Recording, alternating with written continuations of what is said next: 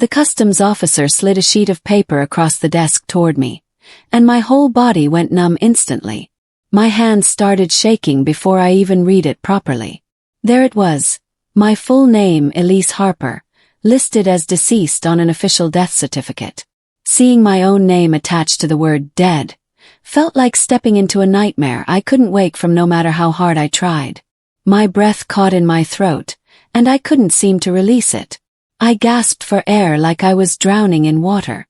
The fluorescent lights above buzzed loudly in the deafening silence of the customs office in Lisbon. Everything around me felt surreal and completely disconnected from reality. The officer pointed to the signature line where someone had claimed to be my next of kin. I recognized that handwriting immediately, and my heart nearly stopped beating. It was my brother Mason's signature. My older brother.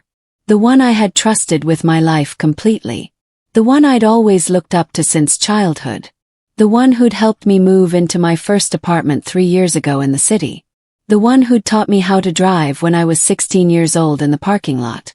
The room started spinning violently, and I gripped the edge of the metal desk to steady myself desperately. My fingers felt icy cold against the cool surface. I wanted to ask if this was some kind of elaborate joke or prank, but my voice wouldn't work properly. My mouth opened and closed like a fish out of water gasping for breath. I felt faint and dizzy and disconnected. I felt like I was going to collapse right there in the customs office. The walls seemed to close in on me suffocatingly. I wondered if I was dreaming or having some kind of breakdown. The officer opened another folder and placed it directly on top of the first one with deliberate and calculated slowness. This one made my stomach drop so completely I thought I might throw up right there in the office immediately. It was my life insurance payout documentation in bold letters. $200,000 written clearly on the page in black ink. My brother had collected the entire amount without my permission or consent. According to the official documents printed on expensive cream paper with official government seals and stamps, the money had already been transferred to his personal account weeks ago without my knowledge or approval. I couldn't form any words or sounds. I couldn't breathe properly through my nose or mouth. My vision blurred slightly at the edges and my ears started ringing loudly. The officer watched my face carefully, studying every single emotion crossing my features intently, trying to read my reaction and gauge my honesty accurately. His expression was serious and deeply concerned about something. He'd probably seen this crime before in his career at customs. My reaction was genuine confusion and absolute betrayal unlike anything I'd ever experienced. "Did your brother know you were overseas working?" he asked quietly, his voice gentle but serious and probing deeply. I shook my head slowly, unable to speak coherently or clearly. Well, he didn't know anything about my insurance policy that I had taken out years ago. I'd never mentioned it to him in conversation during our talks. I'd never told anyone in my family about it secretly. How did he even know it existed and had my name on it officially? My hands felt cold and numb, like they belonged to someone else entirely and not to me anymore. I tried hard to remember if I'd ever discussed my life insurance with anyone at all. I hadn't spoken about it ever. I was absolutely certain of it in my mind and heart. I'd taken out the policy privately and secretly when I was 25 years old. It had been my secret, my safety net for emergencies and unforeseen circumstances in my future. "My name is Elise Harper," I whispered, my voice shaking so badly I barely recognized it as my own voice anymore. "And I'm alive. I'm completely alive." The words sounded strange and impossible coming out of my mouth, like I was announcing something completely impossible and unbelievable to everyone. The officer's eyes widened slightly in shock and genuine confusion, and he exchanged a quick, nervous glance with his colleague sitting across the table. He immediately brought in a second officer, a woman with kind eyes and an authoritative presence, and they both started asking me rapid questions one after another without pause. They verified my passport carefully, checking every single page, every stamp, every detail with intense focus and scrutiny. They verified my identification documents multiple times, my birth certificate, everything they could think of to confirm my identity. My heart was pounding so hard I thought it might break through my ribs completely. I could feel sweat forming on my forehead and running down my back. The fear was overwhelming and absolutely suffocating me. When the agent leaned back in his chair and said, "We need to open a major fraud case immediately," I felt tears starting to form in my eyes uncontrollably. This wasn't real. This couldn't be happening to me. My own brother had filed a death claim for me while I was still alive and working overseas in Portugal. He had premeditated this entire scheme. He had planned my disappearance carefully and methodically over time. He had orchestrated my death while I lived. I remembered accepting the job in Lisbon clearly and vividly in every detail. It was a 6-month contract with a very prestigious marketing firm in the city center, a huge opportunity for my career development and advancement. When I told Mason about it over dinner at our favorite restaurant downtown, he'd practically pushed me out the door with enthusiasm and excitement. "Go, Elise," he'd said with a bright smile that seemed genuine at the time. "You'll be fine. You deserve this opportunity." At the time I thought he was being supportive and encouraging as a good older brother should be.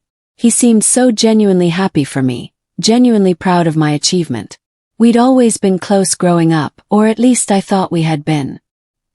He helped me pack some of my bags the night before my flight nervously. He drove me to the airport in his car early in the morning, and we talked about my dreams and ambitions for hours. He even hugged me goodbye and told me to have the time of my life. He seemed emotional, almost like he didn't want me to leave him behind.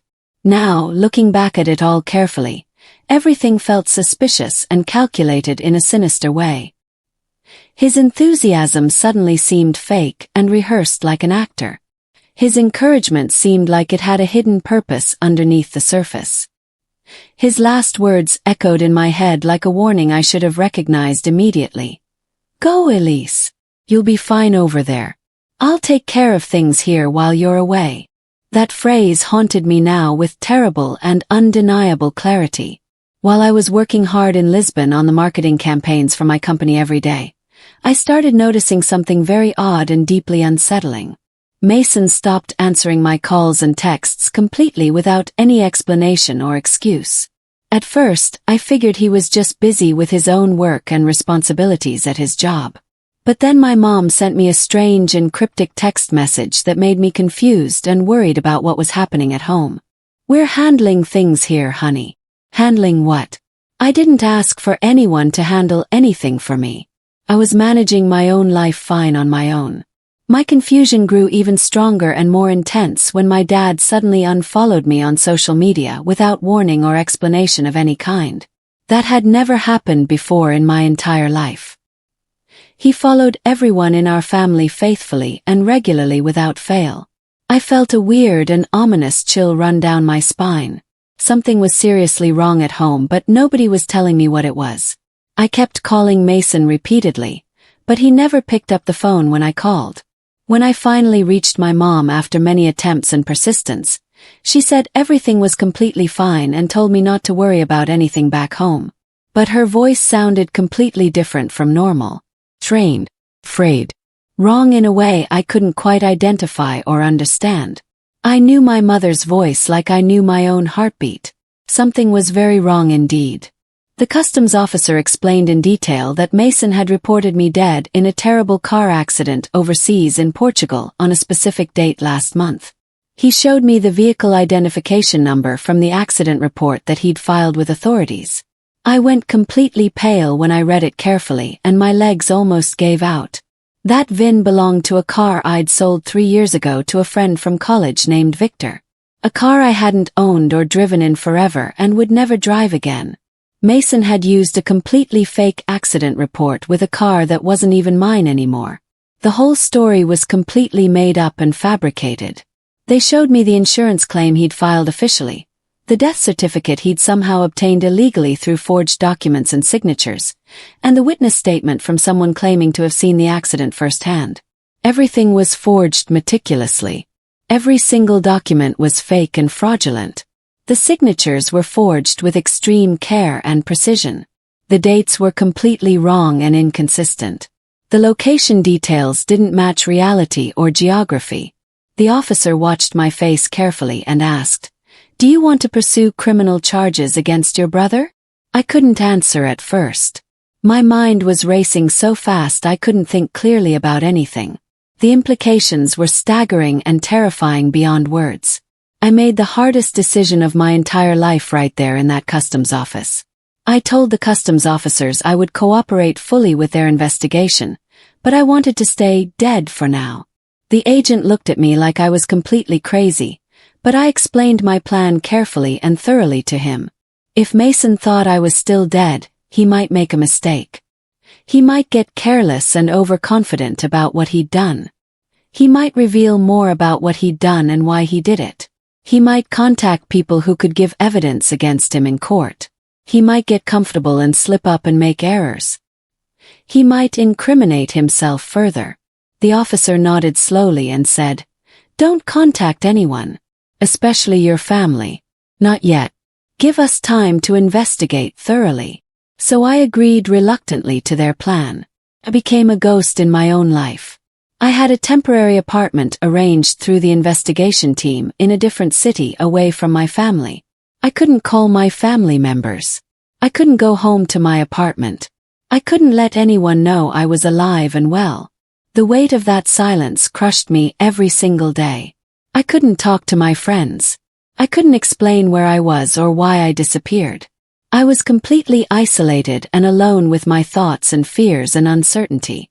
When I finally returned home 2 weeks later, I went straight to my apartment building with my key in my hand trembling. What I found there destroyed me completely and utterly. My apartment was empty. Completely and totally empty. Every piece of furniture I owned, every decoration I'd carefully chosen over the years, every memory I'd collected, all of it had vanished without a trace or explanation. Mason had cleaned it out completely and thoroughly. He'd told my landlord he was my legal executor and that I'd want my belongings disposed of properly. He'd sold my things to second-hand stores for quick cash. Some of my nice furniture went to thrift shops and consignment stores for money. My personal items and clothes were donated to charity organizations.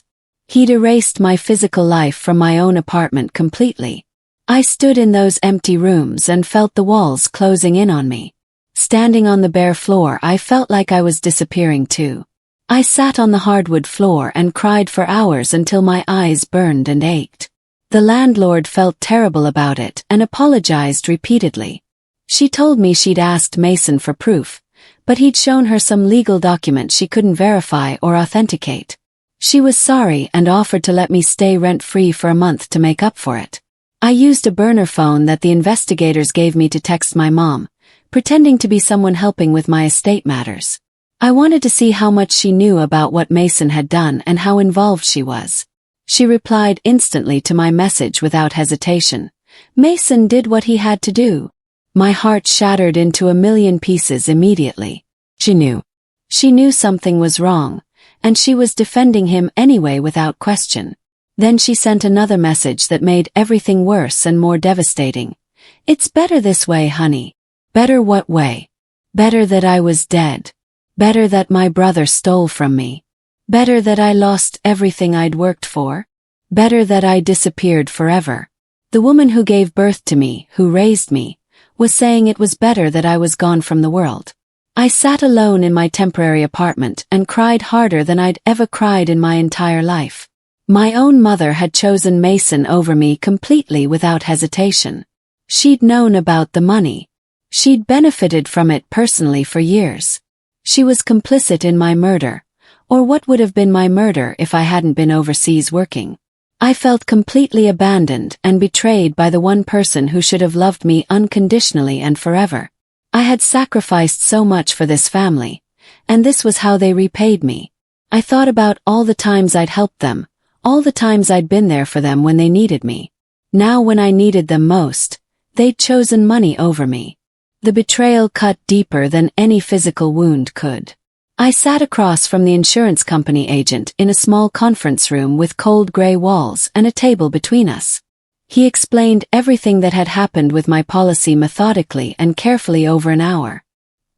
He showed me how I had signed the claim form requesting the payout. The signature was nearly perfect and almost identical to my actual signature.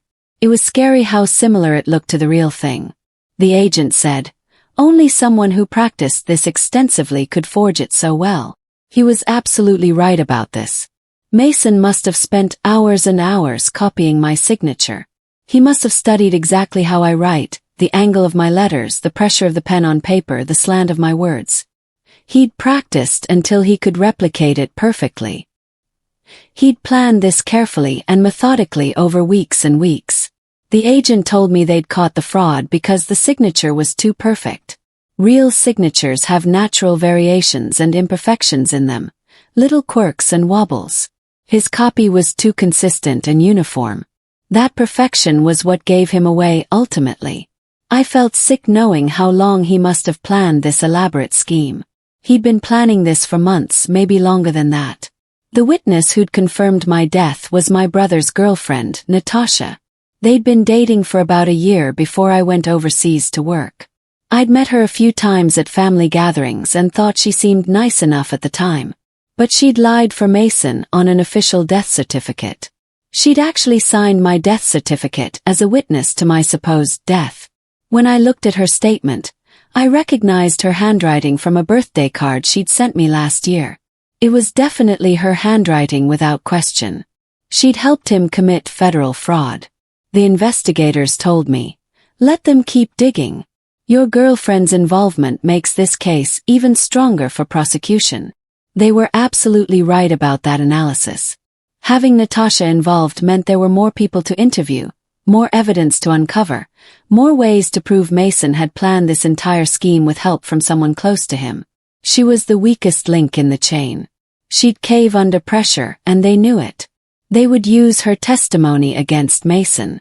I quietly started rebuilding my life while staying officially dead according to all records and databases. I opened new bank accounts under my legal name but used a temporary address provided by the investigation team. I got a new phone number through the investigation team. I started creating a digital trail that made it look like I was planning to return home soon. I posted on an old social media account I barely used, vague messages about travel plans and coming home soon. I needed people to eventually believe I'd been alive all along, that this was all some terrible misunderstanding they would discover. Meanwhile, Mason had absolutely no idea I was watching everything he did. The investigators kept me updated on everything he was doing daily. That's when I saw his posts online appearing on social media. "Finding closure," he'd written in one post. "Saying goodbye to my sister." It made me feel sick reading those words. The hypocrisy was unbearable. I wanted to scream at him through the screen. My family held a memorial service for me. A funeral without a body. A goodbye party for someone who was still alive and watching from afar. The investigators let me watch the live stream from my temporary apartment on a secure laptop they provided.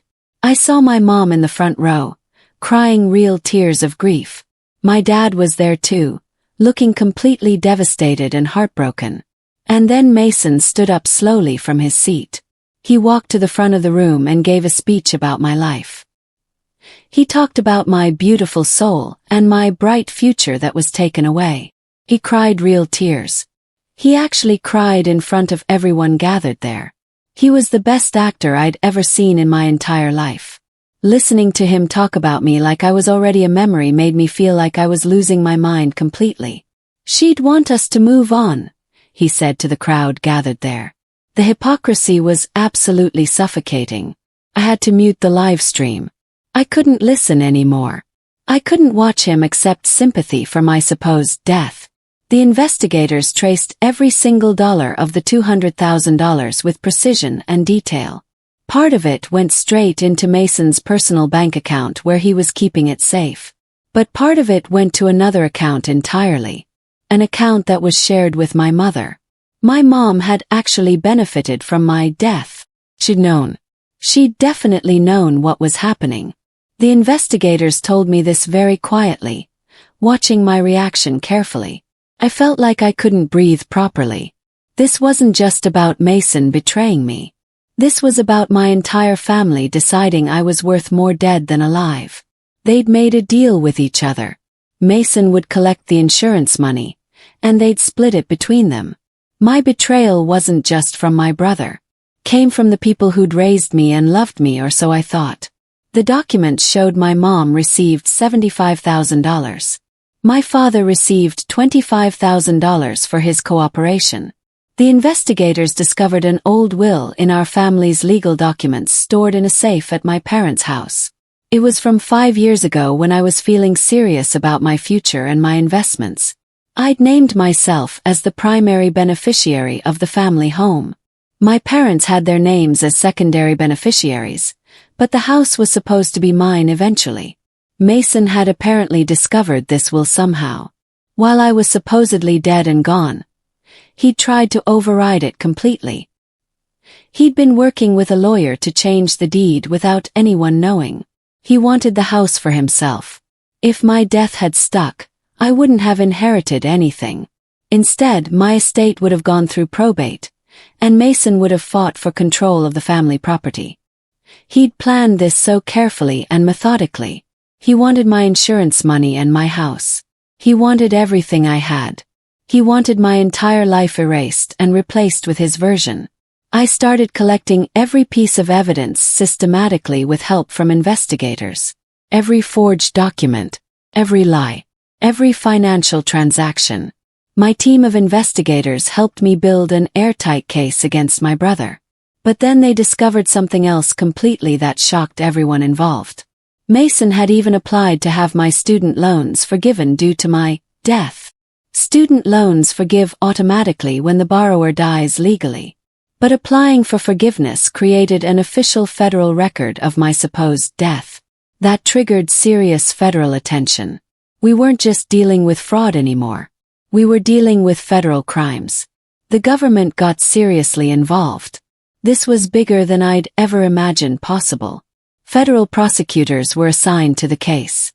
FBI agents started investigating. They found that Mason had also tried to access my Social Security benefits and credit in my name. Mason made one crucial mistake that changed everything dramatically. He'd forged a digital overseas signature on a bank form. But he hadn't done it digitally like he should have. He'd used a regular pen on paper. Then he'd scanned it to make it look digital. The bank security system captured the exact timestamp. It showed that the signature was created in a local bank branch, not overseas in Portugal where I supposedly was. The location data proved he'd signed it himself, standing in the bank in our home city. The investigators said, "This is enough for indictment. We have everything we need now."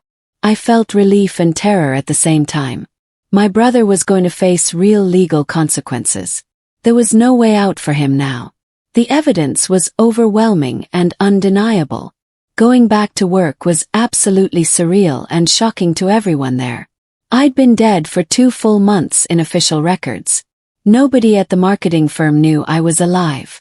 I walked into the office on a Monday morning, and the whole place went completely silent. People gasped in shock. Few people actually cried. Some thought I was a ghost. My boss immediately pulled me into her office, completely confused and shocked. HR got involved immediately. They didn't know what to do or how to handle it. Was I supposed to get my job back? Should they have filled my position? What did they owe me legally? I told them I'd explain everything soon, but I needed to keep working right now. They gave me the rest of the day off to recover. Someone texted Mason immediately. "She's alive." That text would change everything forever. Mason would know the game was up. Mason panicked immediately when he heard I was alive through the grapevine. He rushed to the bank to pull out the remaining money from the account where he'd stashed the insurance payout. But when he got there, his account was frozen solid and locked. The investigators had anticipated this exact move. They'd prepared the bank in advance for this scenario. Mason started screaming in the bank lobby loudly. He demanded to know why his account was locked. He threw things. He yelled at the tellers. Security had to escort him out forcibly. He was completely falling apart emotionally. He realized in that moment that everything was falling down around him completely. He couldn't run. He couldn't hide. He couldn't fix what he'd broken. His world was collapsing into pieces. My family completely fell apart after that discovery. My mother screamed at Mason in public, blaming him for destroying their lives and their reputation. Someone recorded the whole argument with their phone. They fought in the grocery store parking lot near our home. She called him a liar and a criminal. She said she'd known nothing about his plan. She was lying, of course, because she'd received part of the money in her account. But she was trying to distance herself from him now that everything was falling apart. The recording became crucial evidence in the case. It showed my mom knew something about the insurance fraud. Investigators called me. "It's time. We're ready to move forward with charges." I walked into the federal office building with my heart pounding loudly. Mason was already there, sitting with a lawyer wearing an expensive suit. When he saw me walk through the door alive, his face went completely white. He couldn't move. He couldn't speak. He just stared at me like I was a ghost come back to haunt him. The agent sat down across from both of us at the table. Mason tried to claim I'd told him to claim the insurance money. He said I'd asked him to do it. He said the whole thing was my idea originally. His lawyer put his hand on his arm to try to stop him from talking, but Mason kept going desperately. He was trying to save himself by throwing me under the bus. The agent looked at me and asked, "Would you like to respond to these accusations?" My voice didn't shake. I was calm. I was controlled and strong. "You buried me alive," I said to Mason directly. "You took my identity. You took my money. You took my home. You told our family I was dead so you could erase me from existence." Then I handed over the last piece of evidence. The notebook he'd stolen from my apartment. The one where he'd practiced my signature hundreds and hundreds of times. The pages were filled with my name over and over, each version getting better, each practice stroke getting closer to perfection. I placed it on the table between us. "Mr. Harper, you are under investigation for federal fraud, identity theft, and forgery," the agent said formally. Mason's lawyer put his head in his hands. It was over. Justice would be served. The truth was finally out. Everything collapsed completely after that moment. Mason's girlfriend, Natasha, turned on him immediately. She told investigators everything in detail. She'd helped him forge documents, but she claimed Mason had forced her into it. She gave them all the details about how he'd planned everything meticulously. My mother tried to claim she knew nothing about the money going into her account. But the bank records proved otherwise completely. She'd spent some of it on things. She'd tried to hide the rest. She turned on Mason too, trying to save herself from prosecution. Mason finally admitted everything reluctantly. He confessed to every single crime. He'd planned it all from the beginning. He'd convinced Natasha to help him.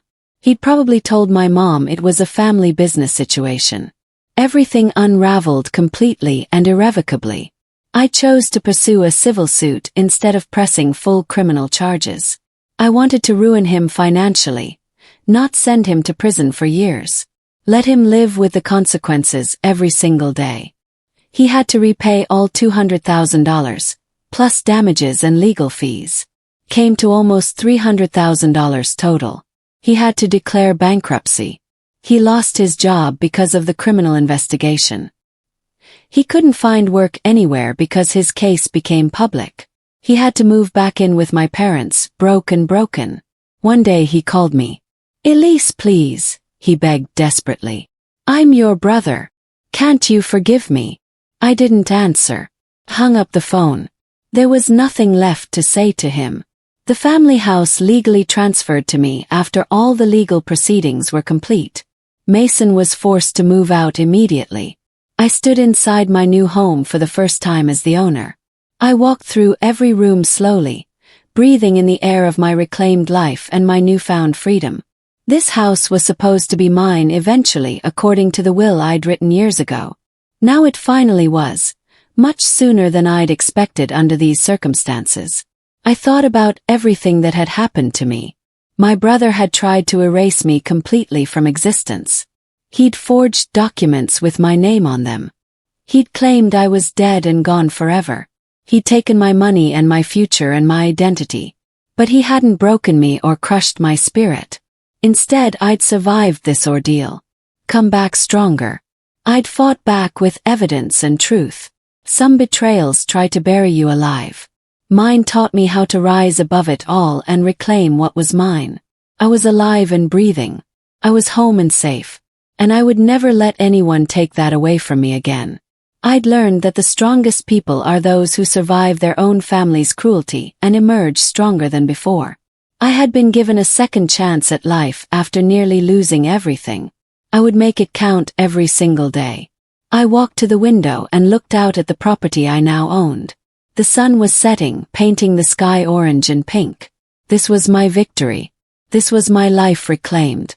This was my story of survival and resilience and justice.